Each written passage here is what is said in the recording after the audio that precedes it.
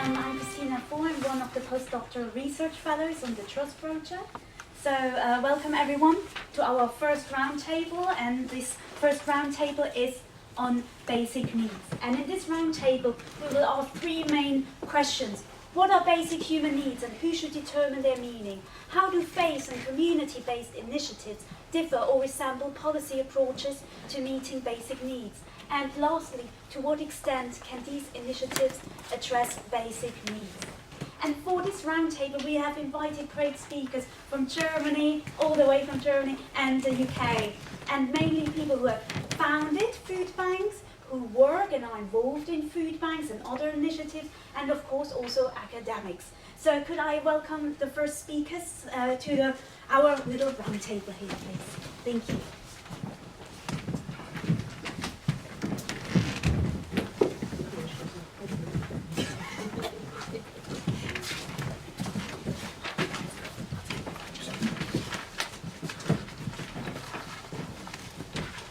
Unfortunately, Mohammed Mamdani can't come today. He has an emergency experience, so he can't come. So let me introduce, first of all, Mr. Patrick Diamond. And Patrick Diamond does a lot of things in one go. He is an academic. Way of putting it, yeah. He is a lecturer at Queen's Mary and visiting fellow at the University of Oxford. He's also politically active as a vice chair of the think tank Policy Network, and he's a local councillor in the London Borough of Sussex. Patrick held a number of senior posts in the British central government between 2000 and 2010, and was formerly head of policy planning in 10 Downing Street. He has been a trustee of the Bromley by Bow Centre, a pioneering voluntary organisation led by the local community in East London. And if that's not already enough, he's also a member of the advisory board of the Social Market Foundation. And he contributes articles to various prominent newspapers, not only English ones, such as The Guardian, but also to German newspapers, such as The Times. So I'm really pleased that you are here today, Patrick. And please, you can start. Oh, okay, very good. Well, look, it's a great pleasure to be here. I have absolutely no idea whether anything I'm going to say is going to connect with the interest of people in the room. But I should say, to begin with, as you kindly pointed out, I guess I come at this from two different perspectives in terms of my current work. One is as a political scientist with a lot of interest in how we understand the welfare state, the evolution of the welfare state's development across time, and also I think the importance of a comparative understanding of the welfare state. And I've been involved in some research which I think was mentioned in the programme, which looks at the relative performance of welfare states in different Western European countries. And I'll talk a little bit about that in my opening remarks. My other interest though, and I'm glad to see Chris is here, I was a local councillor in Southwark up until May this year. I can talk a little bit more about Southwark if it's of interest to people here, but clearly Southwark is one of the boroughs in London which has, I guess, some of the most acute issues in terms of poverty, in terms of unmet social and material needs of different kinds. We do have some excellent food banks in our community, which we're going to hear from over the course of this morning. But obviously the practical aspects of how different institutions are trying to meet the needs of our community is also something of great interest to me. What I thought I would do though, in an attempt to at least try to answer the questions that we're addressing in this opening session, I thought I would begin by talking about one attempt, at least in historical terms, to answer the question of how we define basic needs. And that is to go back and look very briefly at the Beveridge Report, which was of course in many respects the founding document of the modern British welfare state, published in 1942 during the Second World War. Beveridge published a number of subsequent reports, of course, but I think in terms of thinking about how we define basic needs, at least from a governmental or public policy perspective, it is worth just pausing and spending a few moments thinking about what Beveridge was trying to do, how Beveridge went about defining needs, and how our understandings have evolved since the Beveridge Report was published, and how that fits with our understanding of the relative success and indeed also perhaps the relative failure of the welfare state. Beveridge Report was published in 1942. as many people in the room will know, of course, it famously talked about slaying 5 giants. So it talked about, in a sense, trying to address 5 different kinds of basic needs that the report argued were not being adequately met within the current population. The first giant was, of course, want, which in Beveridge's terms meant, very crudely, an attempt to deal with very high levels of poverty, which of course have been an endemic feature of British society and have been particularly, of course, acute during the 1920s and 1930s in the aftermath of the very severe economic depression at that time. The second giant or need that Beveridge talked about was disease, very high levels of ill health within the population that needed to be addressed through an expansion of the social service state. The third want or giant which Beveridge said had to be slayed was, of course, ignorance, which meant a major investment in the state's role in the provision of education and schools. The fourth was squalor, which was in particular, of course, addressed at the very poor state of working class housing, particularly in many urban areas in the inner cities. And then the fifth, but of course very important giant that Beveridge talked about needing to slay was idleness, the problem of unemployment, the persistence of unemployment, and so on and so forth. Now, I think in the 7 minutes available to me, it's difficult to do justice to the kind of historical evolution of how those Beveridge giants have evolved, how adequately they've been dealt with in the post-war period. But I think a few very brief points would be necessary to make. The first is that clearly the Beveridge report, particularly in the immediate decades after the Second World War, was associated with some significant economic and social progress within the British case in terms of reduced levels of poverty, attempts to deal through expanded public provision with some of these very acute social problems. Having said that, I think in any history of the post-war welfare state in Britain, you would have to acknowledge that not all of Beveridge's goals or intentions have been achieved. I think from the 1960s and in the 1970s, thank you, there was a much greater appreciation of the extent to which in particular relative poverty was not being necessarily adequately addressed within the terms of the Beveridge settlement. A number of landmark reports by people like Brian Abel-Smith and of course Peter Townsend pointed out that in many respects the Beveridge welfare state had, despite the progress, not necessarily adequately dealt with some of these relative poverty problems. That also coincided, I think, particularly in the 1970s with the feminist critique, which took seriously the fact that in some respects, the definition of basic needs which Beveridge was concerned with was, of course, a very narrow one. It was cast in particular within the terms of a male breadwinner model, which was highly gendered in the assumptions which it made, and therefore was perhaps less adequate at dealing with certain kinds of human needs which needed to be understood outside the frame of reference provided by the male breadwinner model.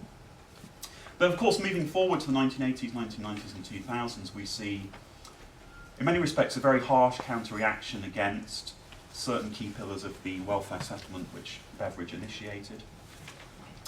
More punitive social attitudes perhaps, but also, of course, a shift within government policy towards a much more targeted welfare state.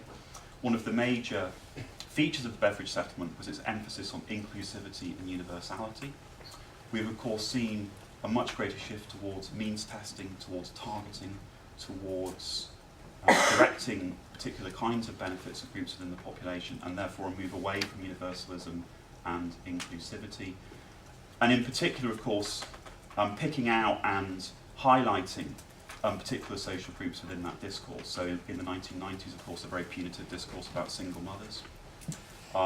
More recently, of course, welfare has been associated with the debate about immigration and whether there are groups within the population who are, as is said in this discourse, undeserving of welfare support.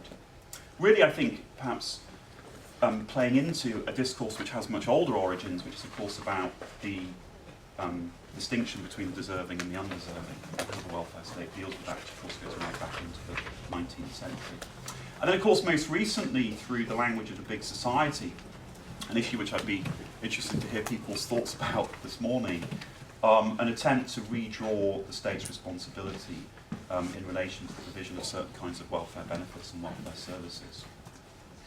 I just wanted to end by making a few points about how we might understand the limitations of Beveridge's vision, and also begin to think about some new principles by which we could better hope to define and understand basic needs and how those might be met through a combination of state action, but also action beyond the state within civil society and so forth.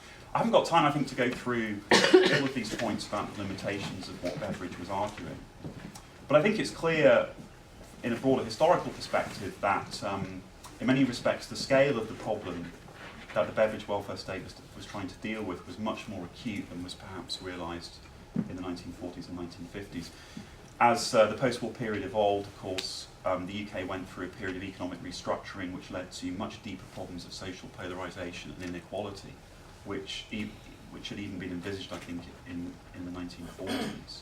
This led very much to issues around dependency,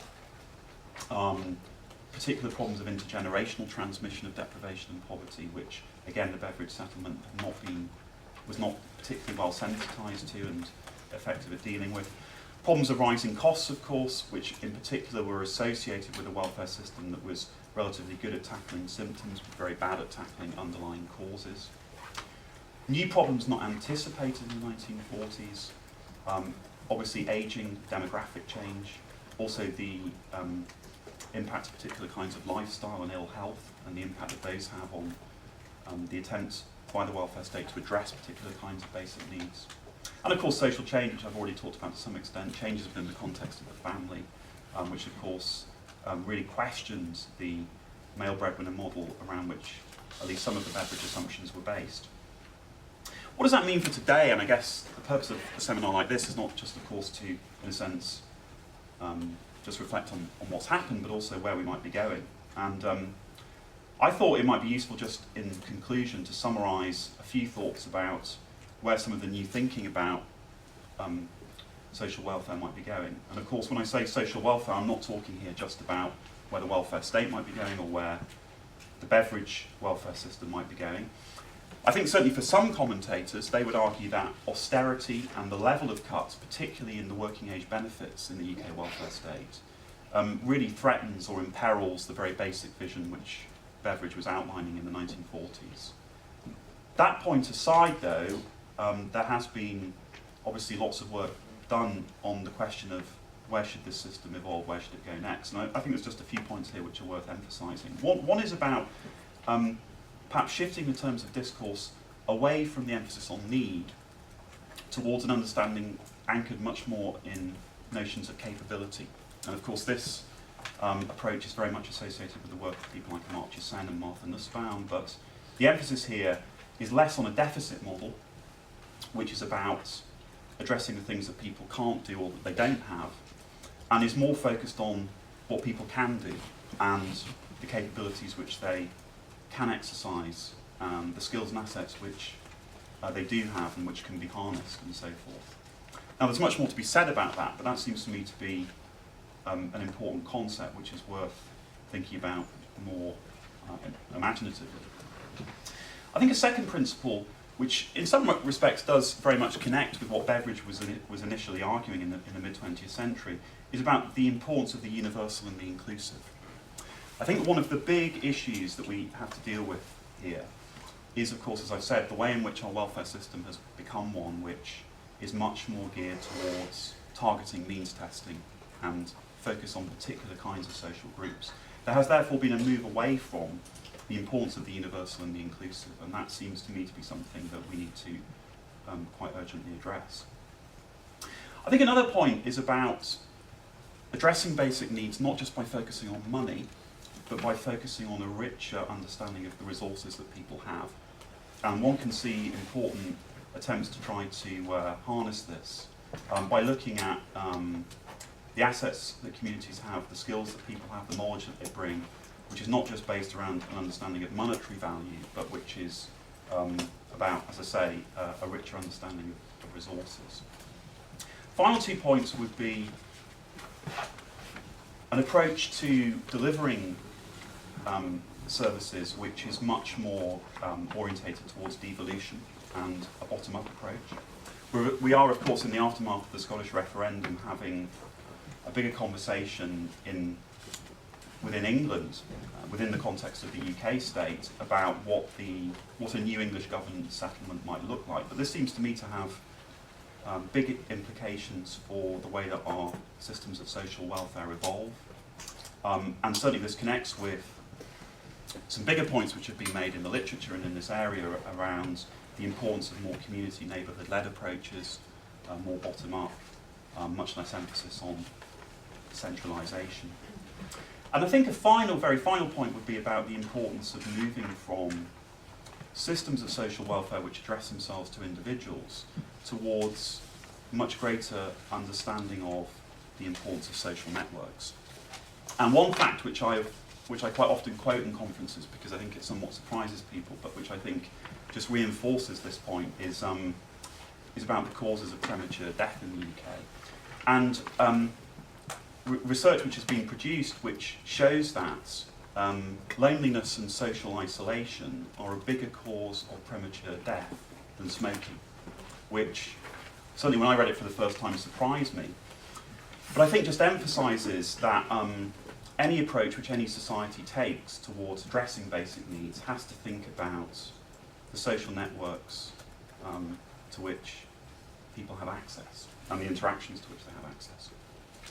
So I probably overshot my 7 minutes somewhat, but I did want to give you at least a sketch of, as I said, both the historical evolution of how at least one attempt to address this question has been answered, and also just to talk a little bit about some of the new principles around which a new approach might be based. I'm sure there's lots of things I've said which I haven't gone into enough depth about, but I'd be obviously happy to address them in discussion afterwards. Yeah. Thanks.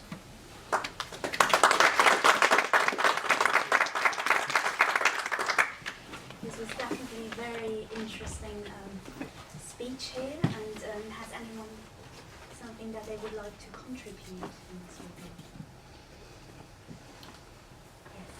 Yes. Sarah Greenwood from the Trussell Trust. Hi. Hi.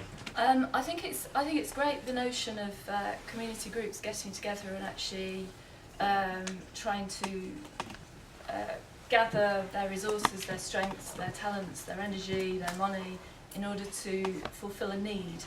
However, I think a lot of them are running on dry. I think they're exhausted.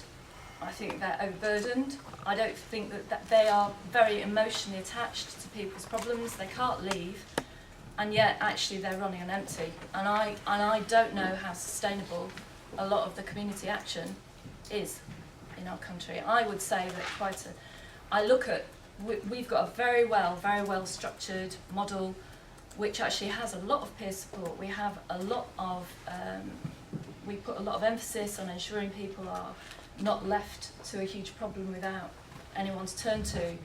However, I do see quite a lot of my project managers, particularly in cities or even in rural communities, which are completely overwhelmed with the growth of need and the level, and actually asking someone who is a volunteer, a highly trained volunteer, yes, but nevertheless a volunteer, to give up their own time week in, week out, not a 2-week hit or a 2-day hit from a corporate, but actually doing it forever, possibly, and just hearing people's bad news stories. Now, who would volunteer to do that?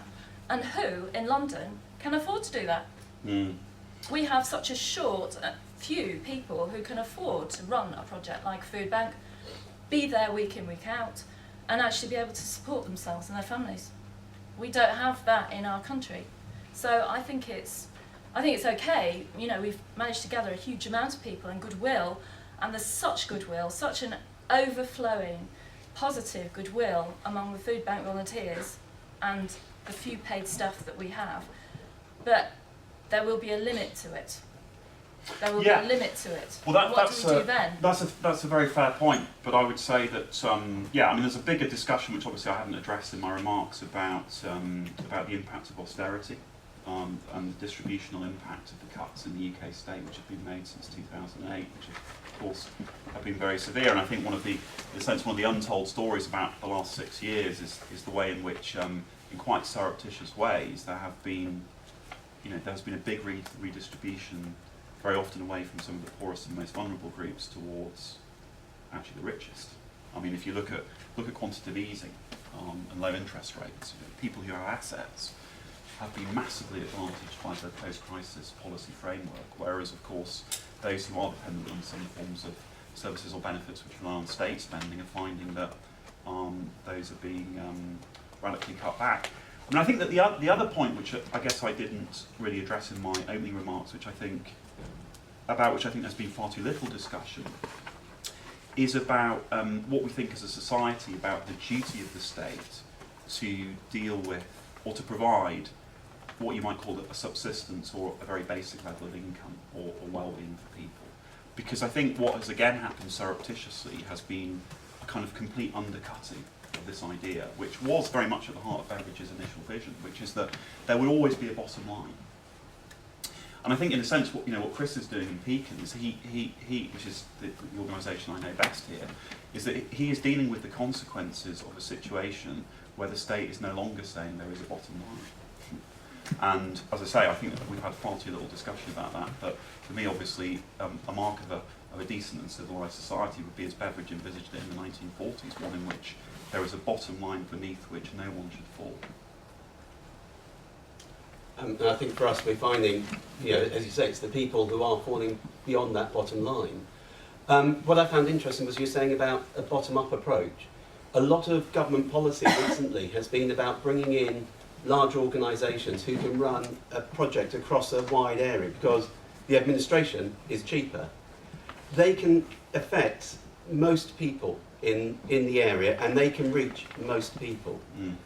What we find is the people they can't reach are the people that come to the food banks, the people who come to us, the people who have multiple issues, that the work programme can work with people in a very basic way and get some people into jobs. And it's hitting its targets, but its targets are very low. There are a lot of people that go through schemes like that will go through it. They've been on the work programme for 2 years, which is the government's intensive support programme. They do 2 years on there with their own mentor who works with them and is an intense mentor and happens to be mentoring another 200 people a month at the same time. People will get into work, but a lot of people will go through that system, come out the other side, have problems with their benefits, need to use the food bank. A bottom-up approach, working with organisations without any bias, like Pecan, would mean that we reach more people. And not just more people, but you reach more people in need. So sometimes the approach needs to be thinking, how do we hit the most marginalised, rather than how do we hit the majority? And that's a great point, I think, to lead over to Sarah, the London Trussell Trust Food Bank Network Manager. And she has done some interesting work before actually starting at Trussell Trust. And she has worked for the Housing Justice as their London coordinator. And she was responsible for initiating and planning the Common Rights Project. And this was a project about the right to access food, sanitation, drinking water and shelter, so bringing many basic needs together. And although it was based on the homeless population, her actual research and her documentary, which we can see later on today, actually is applicable to a wider audience, to a marginalised audience. Yeah, so please, can you tell us about that? Hello everybody. I just want to read you a poem, so I'm going to start. So if you wouldn't just mind just relaxing, it's very short. Okay, it's by Ian Adams and it's called The Lighthouse Keepers. What about the return of the lighthouse keepers? Keeping lighthouses, not just warning light, but presence at the cold water's edge, with intuition, hope, humanity, being there. I think that's part of the remit of what we try to do at the Trussell Trust. At the Trussell Trust, we have 420 odd food banks. They're increasing, so I can't give you a definite idea of what it is today.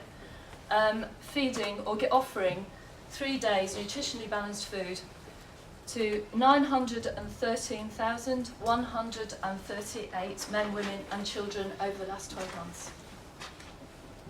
That represented a 163% increase on the year before. We're seeing no let-up in need. In fact, we are seeing an increase in need, and our half-yearly figures are going to be produced within the next month. We're seeing people in desperate situations, and the main drivers behind people coming to the food banks are static wages, underemployment, low pay, rising living costs, and problems with welfare benefits. And that is kind of like the main reasons that we're collecting from all the people that come to see us as to why people are needing us.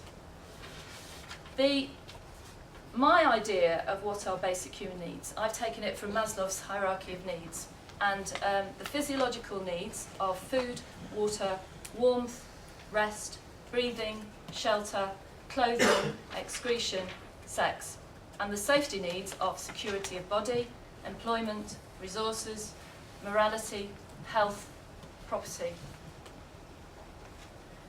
And what I'm really worried about is the fact that I see a lot of attacks on people's living where they can live, particularly in London.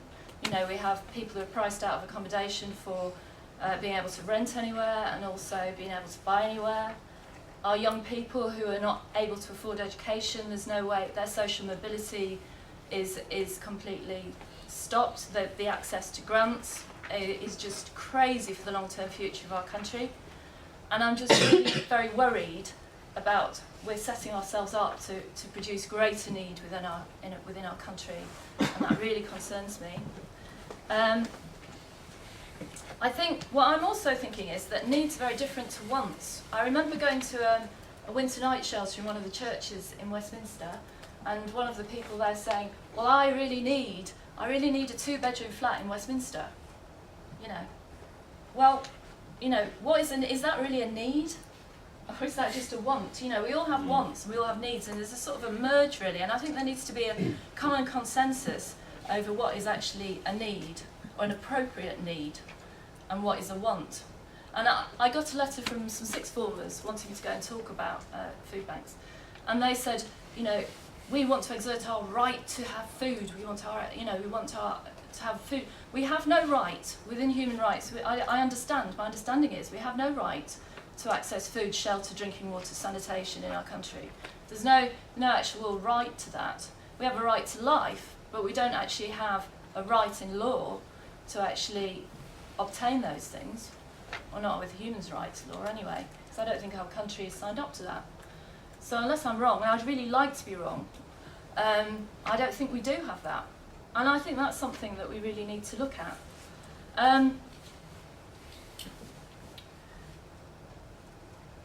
So I think all I need to say is that I'm not a speaker. I'm not a public speaker, as you can tell. I'm not as polished as you were. I can't give that sort of performance, but I think our initiatives are trying to, as I was saying, the Trussell Trust, we have 420 odd food banks. We have an army of volunteers and goodwill, about 30,000 volunteers, working across about 2,500 access points where people can come and access food. We have a really well-structured model which we revise consistently. We ensure that our volunteers are trained. We're trying to do signposting to other organisations which might help with underlying causes of their food poverty and why they came to the food bank in the first place. We have a full realisation that stepping over the threshold of a food bank is probably the worst day in your life, because it's that moment when you realise, have things really got to this? You know, am I really having to beg for food to feed my children? People are often coming for a huge variety of reasons. I'll give you 2 case studies quickly of people that are coming to food banks at the moment. The first one, Richmond Hill has got a food bank, okay, which is quite well used. there is a man there who went to public school, and he went to Cambridge, and then he went off to NASA, and he was developing part of the space engine in NASA, and he was driving home one day with his girlfriend, and a truck came out of nowhere, smashed into the car, killed his girlfriend, gave him brain damage. He ended up back in Richmond. He now lives under the bridge. He's been rough sleeping. He can't concentrate on anything. He's obviously lost his career, his job. That kind of catastrophe happens to people. He can't make appointments to the job centre when they tell him to. He cannot fit within what they're expecting him to do. So he's sanctioned end on end, and there's no one looking after him. The food bank volunteers, the only people that seem to be reaching him, and they are seeing him in a massive spiral downwards because he wants to commit suicide. He just sees no point in life. It's one point. Okay, another. A single parent in Barnet, leafy Barnet where I live, which is very nice, well-heeled kind of place. She was escaping domestic violence. She has a child. As soon as she reached 5, she was asked to go into a job centre. She prepared her CV. She prepared all the things. She'd applied for a few jobs on the internet. She thought she'd done everything she needed to. She went to the job centre. They said, "You haven't done enough. We're going to review your case." They took off what she'd. They took off her diary of evidence of her applying for jobs, and they took it somewhere else. Anyway, she got a letter saying that she hadn't done enough, therefore she was going to be sanctioned. No benefits. Now that was January, and she still has not received any benefits at all. Now. It's still the case. I know, she's a good friend of mine. She comes round to my house. And this sanction thing keeps getting extended. She has been through a work programme thing, and it took her an hour and a half each way on a bus, and she had to juggle that and trying to get back to the nursery to pick up her kid and fit in one. And apparently the trainer there was low level. She didn't learn one single thing. The trainer kept leaving the room. She didn't introduce anybody in the room to each other. The atmosphere was hostile, and actually she said she learned absolutely zero, and in fact her self-esteem dropped through that. And she still has not received any benefits at all since then. So she's surviving on handouts from the church. And I think this is the reality that we're seeing. Now, in the food banks, as I was saying before, I don't know how sustainable our food banks are. I was asked to speak at London Live yesterday on telly because there's been an independent food bank which was closing due to the fact that it couldn't afford the rent for the premises to actually meet their client group and to give out food. So they're about to lose their premises. And I see that I don't know quite how sustainable these things are. I don't really know how sustainable my network is. I like to think at the moment it's very robust and solid, and it is at the moment. But I don't know how that will be in the long-term future. We are really spending the goodwill of people. We're really spending that. And are we spending it really wisely? I would love to have been at London Live yesterday to actually comment on a food bank that was closing because it was no longer needed. And I was really sorry to see that it wasn't something that could be sustainable in the long term, and that really worries me. It makes me wonder, really, what we're going to do if we can't. At the moment, as I say, we try and signpost to various organisations, but I think what we're trying to do is actually bring advisors into the food banks to actually help clients, because we know quite a lot of our clients don't actually get to the places we signposted them to. So we'd like to actually have the advice within the organisation, so people have started on a journey out of poverty. But yes, we'll see how that goes. I'm hopeful that will be great. So, thank you.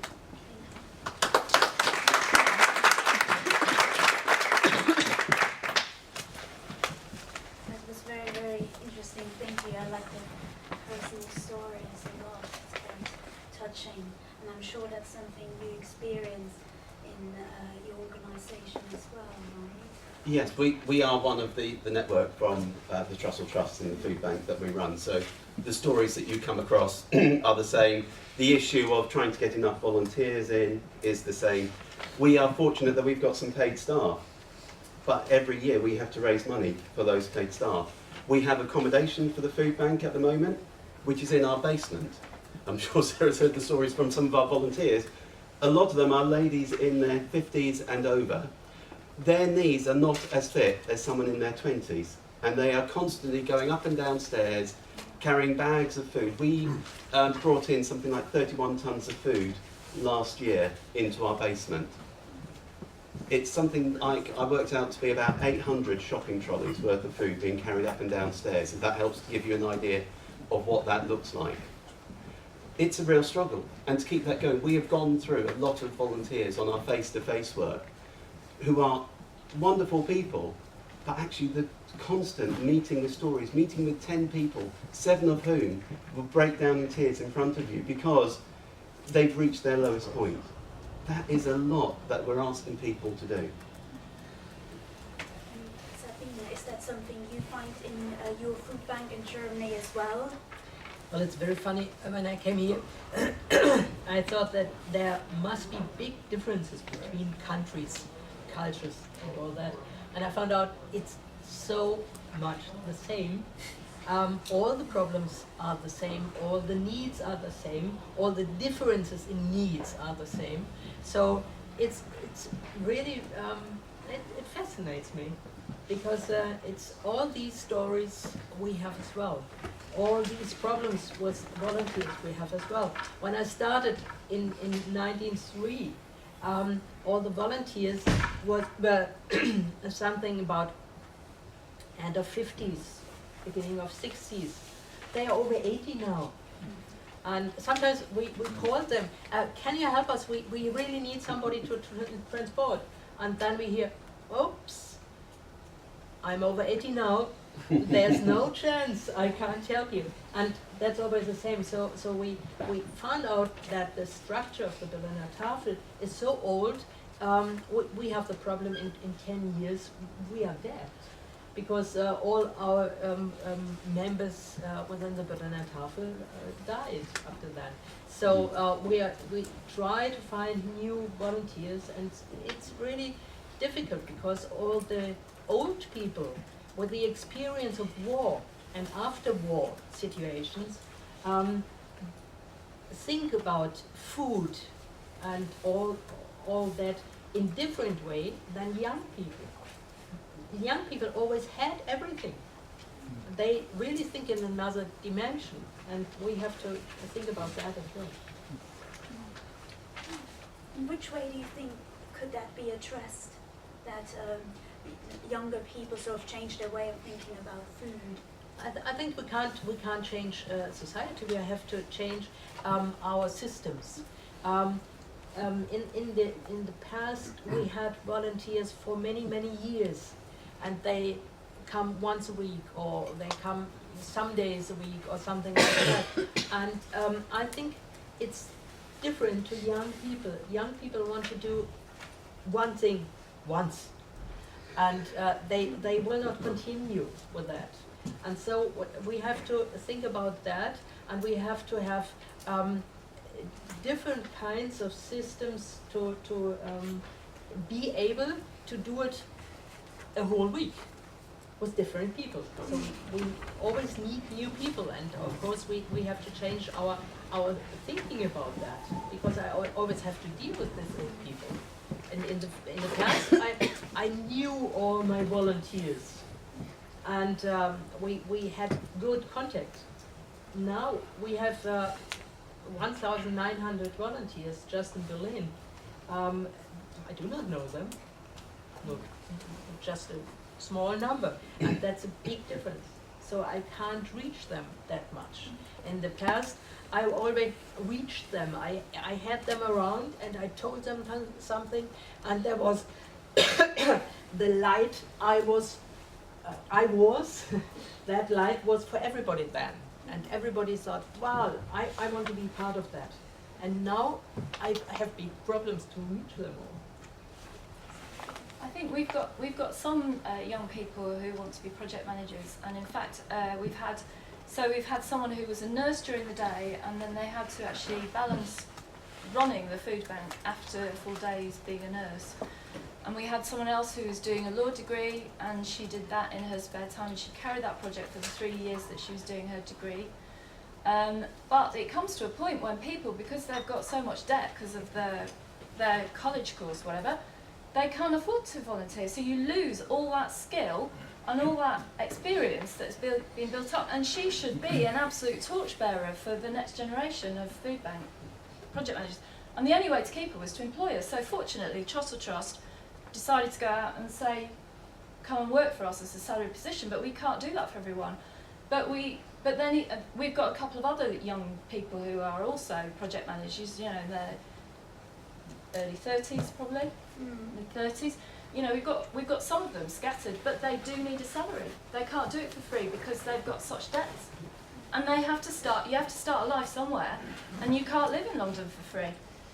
So, London rent. What shame. Yeah. yeah, you can't. Yeah, I've probably a combined question for Patrick and Sarah. You mentioned, Patrick, that you believe in a new social policy system based on putting trust in people. And my question is, what's the difference between putting trust in people and actuating people? And what happens if people can't be activated anymore? If it's the volunteers or the people on the other side in a situation of austerity, poverty, and so on? Yeah, I'm not quite You sure. mentioned the term putting trust into people. So. Well, I'm not sure that's quite what I said, but just to address your question, I think some of the new thinking about welfare has tried to emphasise what individuals and networks can do and are doing beyond what the state is doing. And I think that's an interesting question to address. But I think the difficulty you always get into is it sounds like you want to replace one with the other, and that's certainly not what I'm arguing for, because obviously you do need systems of state protection. I mean, there are two things that Sarah said that particularly struck me. I mean, one is about the fact that obviously one of the issues that food banks are dealing with is maladministration within the benefit system.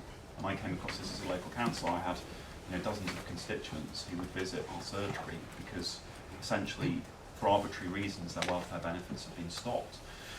Now, in my view, that's in part a consequence of a poor system of administration, but it's also the consequence of increasing complexity, where you have huge systems of means testing, often relying, frankly, on ill-conceived ICT data systems. Then you are going to get problems. You are going to get people who get benefits arbitrarily cut off. And in that situation, they have nowhere else to go, as Chris knows. But the other point, which I guess comes out very strongly from what Sarah was saying, is that, again, I think if one was to go back to the 40s and look at beverage, the assumption then, as it was for much of the post-war decades, and certainly was by the Labour government after 1997 in the UK, was that basically people who had a job would be okay. And so a lot of policy was focused on employment promotion. I think one of the really strong things to come out of what Sarah's saying is that actually there are lots of people who are in work but who still face acute poverty. And that's a problem of low wages. This Resolution Foundation report, which some people may have seen this week, shows that 3 out of 4 people who are trapped in low wage work will remain there. So the notion of mobility and fluidity out of low paid work is a complete myth. And I think also it comes to something that Sarah was saying in the story about the guy who worked at NASA who had the very unfortunate road accident, which is that we have evolved towards a society in which risks are very, very high stakes for people. When things go wrong, there is very little to protect people. And I don't know how we got from where we were in the 40s to where we are today, but it seems to me that something has very badly gone wrong, and we've lost something. I wonder whether that's in Germany the case as well, and so I will go to Sabine Bert, who's actually the pendant of the Trussell Trust in a way, the founder of Germany's food bank movement, one could say. And she started off founding and now chairing the Berliner Tafel. And the German food bank model allows for weekly provision of food to vulnerable people, rather than the provision of emergency food that's sort of supported by the Trussell Trust. Sabine, at the moment, has also founded Kimba initiative, which teaches children and young adults to cook and preparing healthy meals. Actually, quite a different project as well. So I wonder how you will respond to those questions asked today. We started with supporting organizations for homeless people. We started with that in 1993, and after just a couple of months, we were called by other organizations, and they said, well, what you are doing for homeless people, just do it for us as well. And nowadays, we support more than 300 social organizations with food. We bring it to them once a week or up to 6 or 7 days a week. It depends on how much we collect and how much they need. But on the other hand, you said it, no organization and no person has a possibility to say, I want to have it. So they tell us what they could need or what they need, and we see what we have, and then we bring it to them.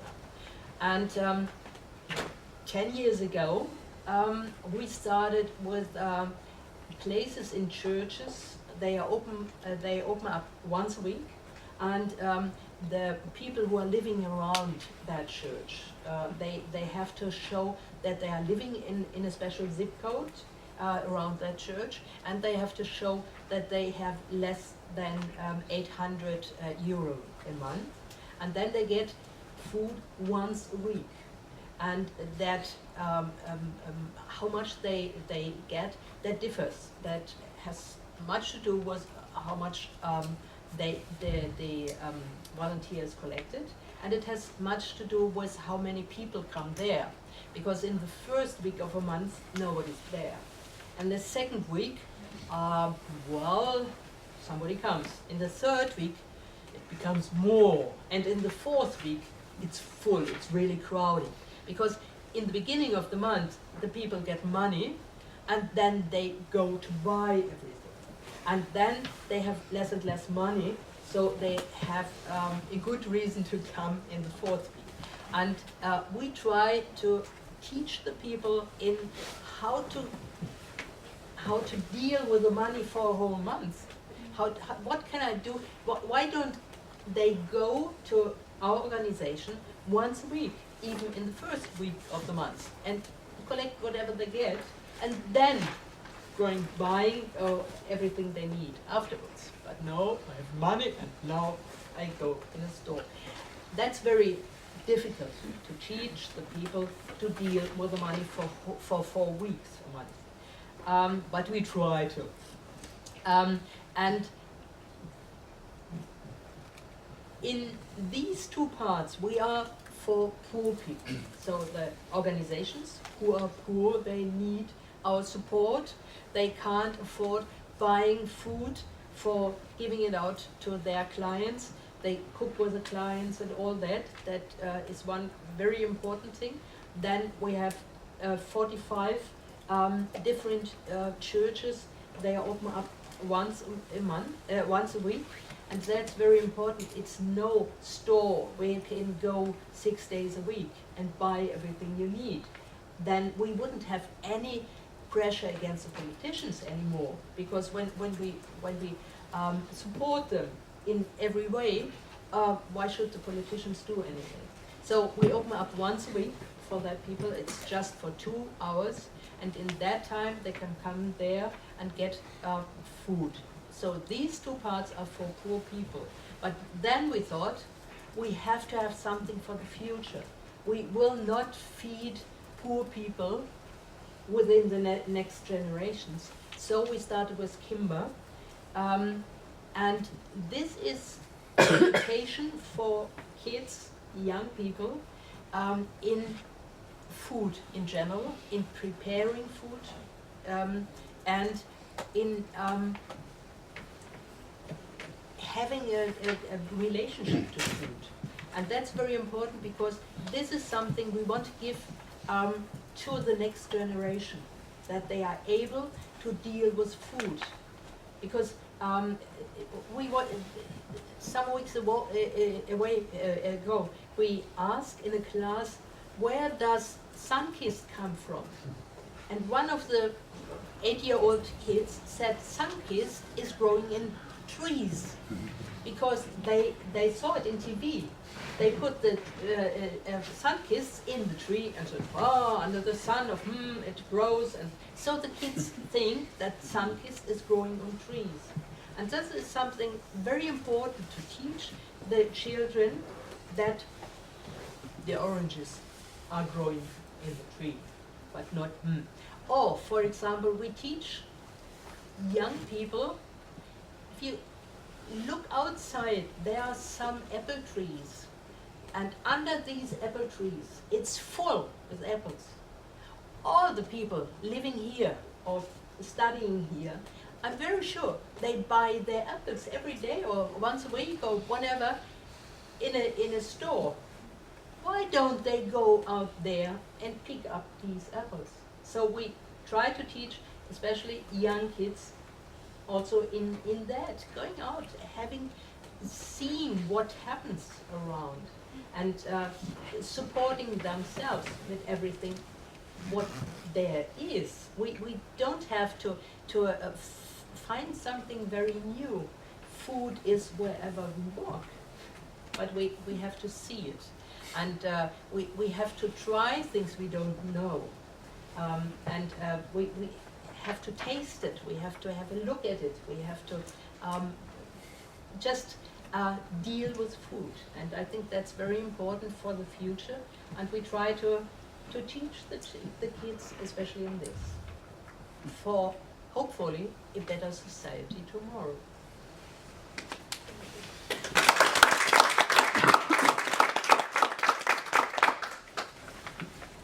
Thank you very much, Sabine.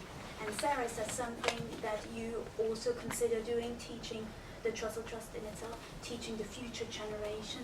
Yes, we're starting to do that, and we have a thing called Eat Well, Spend Less, which has just gone through a pilot, where we are helping people to think about budgeting, going to buy food, and then they will come back to a central place where they will cook together with people who live in their own location, their own community, so that perhaps the idea is possibly that they could buy bulk buying together and separate a big sack of carrots between 5 families. If you keep them all yourself, you're likely them to go off or something. You don't keep them yourself, but to share, buy things in bulk. And so we're trying to float that idea. We're trying to do various things that we're trying to find the way through for people. Different things will help different food banks who wish to try different things, but we've got a few things on the go. That's certainly one of them. And we are developing some education for school children, at the moment, but it's not there yet. Stefan, can I ask, what do you think about these whole initiatives that actually focus on charities helping people rather than the state? We have schools, shouldn't they teach children how to cook? Yes, of course. I think it's, for me, it sounds like a fallback in the 19th century, where people educated the poor, and it will create a two-class society between those who are worthful and those who have the wisdom and who have the rules, and the other ones have to stick to these rules, and help is somehow something which is voluntarily given to people and not based on rights, and this is a main point of my critique, which I will develop later on. So I think this is not mainstream perspective in this field, and I'm a bad guy for you, I know this. Sitting beside good girl, and she is really good girl, and we know each other for a long time. But as a sociologist, this is my point of view, seeing these long-term effects, and everything I say and I will say is I say against the background of theories of shifting baselines concerning long-term developments in social change, always regarding forms of change which take a lot of time. So it's not a problem to teach children once how to cook a meal, or to tell them that suncus is not growing on trees and so on. But if people become accustomed to certain relationships in society, for example, being educated in non-formal places, not in the education system and so on, this changes our perspective on nearly everything, not only on education, but also on poverty itself. And every dimension is changed when we become accustomed to these projects, which each project itself is a wonderful idea, that all the projects together, the system of these projects, and this is my crucial point of the critique, creates a new form of thinking, a new form of desires and expectations, and in one word, sociologically spoken, new norms. In that part of education for kids, we are not for poor children, and that is very important. We are educating them all, because we found out that thinking of sun-kissed in a tree is not a question of being poor or something like that. It's just a question of believing in everything advertisement tells us. And that is something we try to teach as well, that they have to have a good look to everything and to everybody.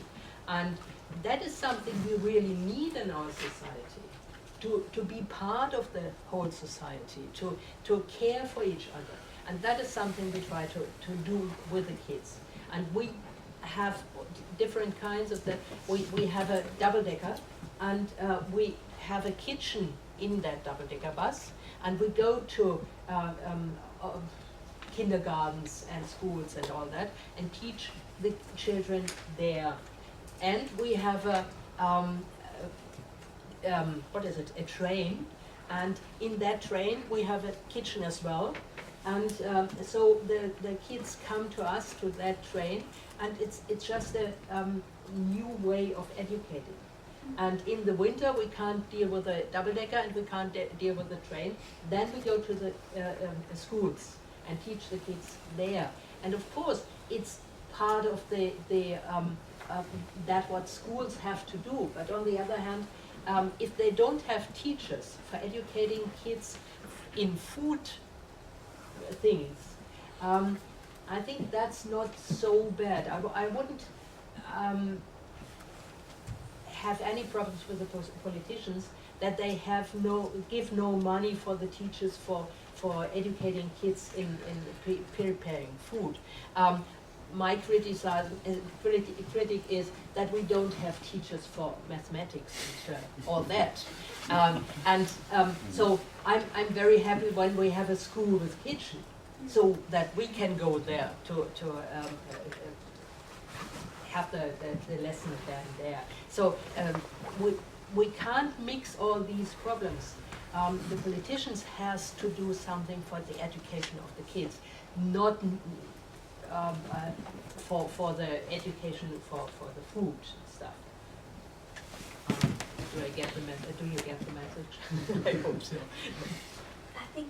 Just 1 minute? Yeah. May I just strengthen my argument with an example from a totally different field? Last week I heard a talk about a woman responsible for education at Daimler. Daimler, which is a global leading company in producing cars and so on. And they are planning and producing and printing school books in Germany, supported by the German government.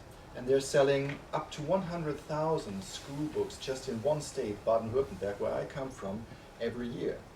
So this is what I mean with shifting baselines. School books are planned and produced by a car factory and not by the education system.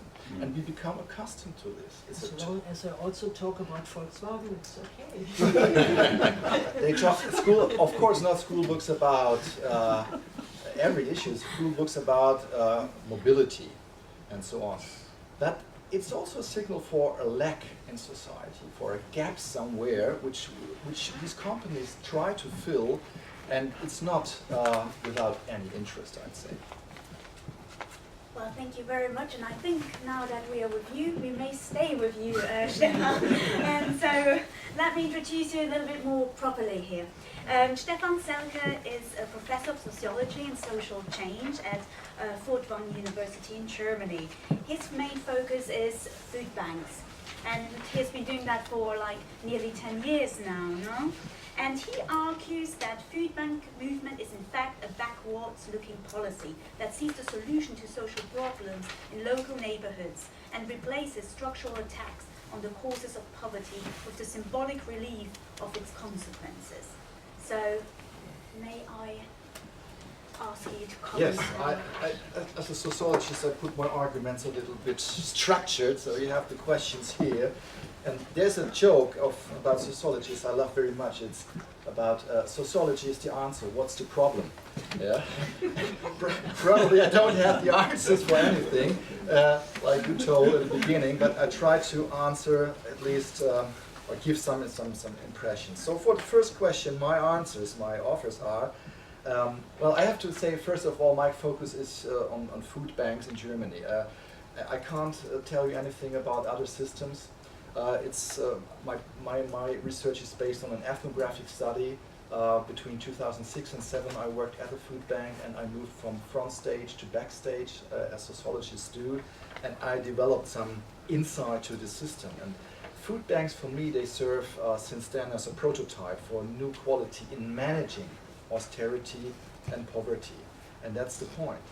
When you talk about food banks, there are four main narratives, and three aren't about, from my point of view, basic needs. The first narrative is about voluntary public engagement. We hear it very often in the media. The second is about saving and rescuing food. We have heard it already. The third is about corporate social responsibility. That's also very famous. And only, from my point of view, the last of these narratives focuses on basic human needs, and it's a narrative about humiliation, shame, and the poverty regime. And for me, or from my point of view, we can answer the question about basic needs using a normative benchmarks, because there is a human right for food, I think, and there are national basic constitutional laws defining right to food or social inclusion in a given society, and we are talking about European societies, as a human need. It's as simple as unique, I would say. And our frame here in our countries is not absolute poverty, it's about relative poverty. And when we talk against the background of this relative poverty about basic needs, we address needs like personal autonomy or self-determination. Just to give you one example, I conducted a lot of interviews in the field of food banks, qualitative interviews with users of food banks in Germany, and most of them highlighted the impossibility of making a choice or narrowing of choices in their everyday life as the main form of austerity. So choices or options, or you said capabilities, this for me is in this field a basic need, human need. And in terms of empirical research, I would like to argue that only persons concerned by austerity and poverty can determine the meaning of basic needs. And for this reason, as I've often noticed in Germany, the calculation or even the tailoring of something we call a minimum income level shouldn't be just an act of bureaucracy. And this is the answer for the first question. The second one, these initiatives, faith, community-based initiatives, operate in a field of voluntariness, in which they are increasingly managed by professional means and tools. And the effect of this is a convergence of approaches between civil society and social policy. Both creates a boundary-less mix. This is my main argument. There is a shifting through this boundary between civil society and social policy. Despite this, the boom of initiatives in this field demonstrates the triumphal success of political philosophies like communitarianism in combination with the idea of activating citizens as problem solvers instead of ensuring social rights. This is the reason why I ask, what is putting trust into people mean? What does activating people mean, and what happens if they can't be activated anymore, like your example showed, Sarah's example showed. So none of these initiatives are able to guarantee neither the quality nor the quantity of goods, like for example food, offered by them. Usually the key quality issues are guaranteed by professional stakeholders in a certain consumer market. And in the case of food banks, for example, they transform food from a perishable good into a common good. They create a second-class consumer market in which trust is privatized. And the crucial point is the shift from this formal market, which we are used to, into an informal community-based approach has to balance out new requirements, new responsibilities based on volatility. I think this is a very crucial word, volatility, because it can't be guaranteed. Moreover, these initiatives are characterized by hidden costs, and nobody's talking about these hidden costs.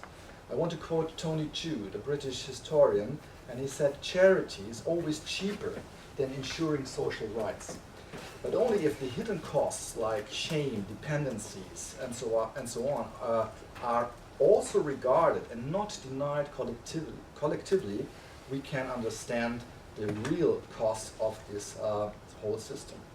The last argument for this question, for the second question, is there's an increasing interchange between initiatives and policy. Initiatives are in danger to be misused by the official politics as a symbol for solidarity. It's a kind of, one could say, faked solidarity. Basic human needs can't be just met in a symbolic way. This is my crucial point. They have to be ensured by legal norms. Last question. Addressing some basic needs is the form of legitimation for all these initiatives in the field of austerity. We've heard it several times. However, expanding initiatives become boundaryless, as I've mentioned before. They create their own institutional environment. They define their own success indicators and their own myths. One example for this process, just one example, and I think it's the most example in the German case, is the definition of the crucial principle of operation for the German food banks. They changed their philosophy from sharing the affluence to replacing the missing. And this shifting baseline is important because it has a very, very huge impact. Replacing the missing enables to define nearly everything is missing, also education. Food banks create their own market. I call it the market of poverty, the poverty market of charity, with an unlimited flow of goods, services, ideas, projects, and so on. And sometimes regardless if these projects and ideas fit to the basic needs or not. And according to the philosopher Michael Sandel, you might know him, this transformation is dangerous. Because the public moralization of replacing the missing and everything can be replaced by these initiatives decreases the value of the social engagement due to the market logic of growth. It's always about growth expressed by this assumption we have to replace the missing. And Sandel calls this the corruption of public values, the corruption of engagement. To sum up, food banks in Germany at least, they grow. Nobody knows it better than Sabine Wert. They grow and they become what I call moral economies, which are synchronized with the interests of their stakeholders. And the stakeholders are not only people in needs, but stakeholders are the industry, the food industry, and even the government, politicians, and so on. And in this process, these initiatives learn to address the needs of their moral clients, their stakeholders like industry and politics, instead of focusing on the basic needs in the field of austerity. And I think this is a long-term risk we should really consider seriously when we talk about food banks and other systems, not only focusing on their impact in terms of how many food do they deliver and so on, but also these shifting baselines in terms of what kind of perspective we have in a given society on poverty. Is it normal or is this a scandalum? What are the hidden costs in this field, and not only focusing on cherishing the volunteer engagement. Thank you very much. Yeah, I'll try to make it quick. Thank you everyone, first of all, it was fascinating. The issue of a living wage was brought up, or touched on at several points. Of course, the argument that's usually brought up against that is that, in fact, there'll be less jobs if living wage is reduced. And whether or not that's true, I think there is an issue of how many jobs the economy can, in fact, sustain. And another issue that was touched on was a baseline, as you call it, or something like a minimum guaranteed income, which I think is really important to couple with this. And how do you bring up that into the discourse in a time of austerity like this? That's my question. Oh, well, I think those are, they're crucial questions. I guess on the first point about the relationship between wages and employment growth, I mean, it seems to me pretty clear that empirically from the UK case that there has been obviously significant job growth in the last 5 or 6 years, but which has coincided with significant groups of people remaining trapped in very low wage work. I mean, the consensus among economists is that certainly the UK labour market could bear a somewhat higher level of wages than it currently has at the bottom end, although, I mean, there are issues about productivity, for example, which then raise questions about investing in skills and enabling people in low wage jobs to increase their human capital so that higher wages become sustainable. So I think you're right to alert us to those economic arguments. I'd just say on the basic income question, I guess my experience politically is such that people who come from the political tradition I come from would argue that the notion of a basic income was a ludicrous proposition. But it's something in which in the last 5 or 6 years I've grown a lot more interested in as a proposition for 2 fundamental reasons. One is to do with what I was saying at the beginning about the administrative complexity of the current welfare arrangements. Through targeting and means testing, we've created a complex, bureaucratic, expensive system in which thousands of people fall between the cracks. And one way of dealing with that is through a very simple system, which a basic income would provide. The other thing, and this goes back in a sense to the spirit of beverage, is about universalism and inclusivity, and the notion that we all contract into the social and welfare system by paying taxes and so forth, and we should all be entitled to some kind of minimum. And personally, I think that's a powerful idea. It needs to be, the case for it needs to be made politically, which it certainly hasn't been at the moment. And I thought David's points were very interesting, but of course, just to end, in Britain today, you couldn't vote for a party that promised higher taxes, because none of the 3 main political parties do. The Greens do, to be fair, but none of the 3, the Conservatives, Labour and the Liberal Democrats, are basically locked into an implicit consensus about tax and spend, which doesn't give voters the opportunity to vote either for more redistribution or for the kind of policy envisaged by basic income, which I personally think is a shame. Well, thank you very much, everyone, for contributing. I think we've learned a lot about the importance of charities in addressing basic needs, and that it's not only about shelter, but it's about a home. It's not only about food, it's about healthy and good food. It's about creating social networks that address isolation and create emotional, healthy beings. So, thank you very much. Thank you.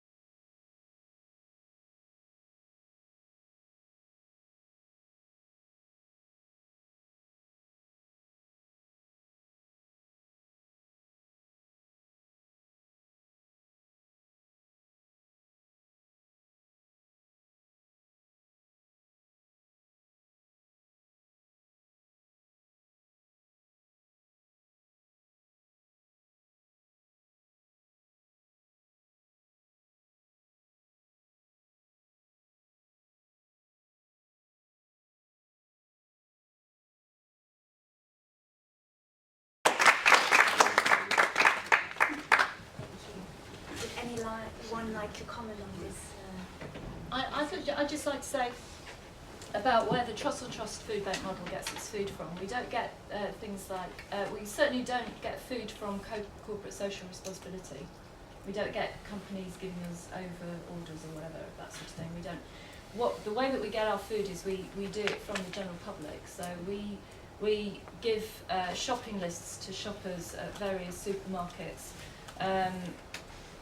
We've got one coming up quite soon where basically what the food bank needs is printed on, given to every person that enters that supermarket, and they're invited to actually buy something on the shopping list, and that is all collected, weighed and taken back to the food bank. Corporates like to do various things, particularly around Christmas. It's true, they do. So they all like to collect things for Christmas hampers. But we have so many Christmas hampers potentially that we couldn't cope with that. We've got no storage, so we reject a lot of that anyway. And we're very specific. We keep reviewing. We go to nutritionists very frequently and ask them to review what we're actually giving to our clients, whether it's giving the right sorts of calories for different types of family or family units, single people, etc. And sort of what is in the food that we give them. Is it providing enough that they need? And we regularly alter things around. So I would say that we don't have the situation of just tying in too much with the corporates. And we do have a corporate relationship with Tesco, but that is rather under strain at the moment. And then we're also developing relationships with the cooperative and with Waitrose and with other supermarkets, Sainsbury's. So we are spreading. We're not just going to one so that we end up being a Tesco branded product. Yeah, probably this is a little bit different in Germany. Please correct me, Sabine, but there are exclusive contracts between the Tafel and certain supermarkets, and they work together very exclusively. And there are also some projects or ideas, I think you invented them, eins mehr, to buy one product more during Christmas time, for example. And this is exactly what I mean by shifting from the principle of sharing the affluence to replacing the missing. If you work together with a certain company, food supplier, and you motivate the customers to buy one product more for the food banks, it not only creates a certain profit for this company, this is quite natural, okay, but it also creates a certain image, a moral image, and therefore I talk about moral economies. And replacing the missing in this form of synchronized form of market growth is something totally different than the basic instinct of helping people in need in a certain situation. It's professionalized, and it's based on growth, it's based on a certain position in a market, which I call the poverty market, and it's not, I would say, it's not the initial idea, it's not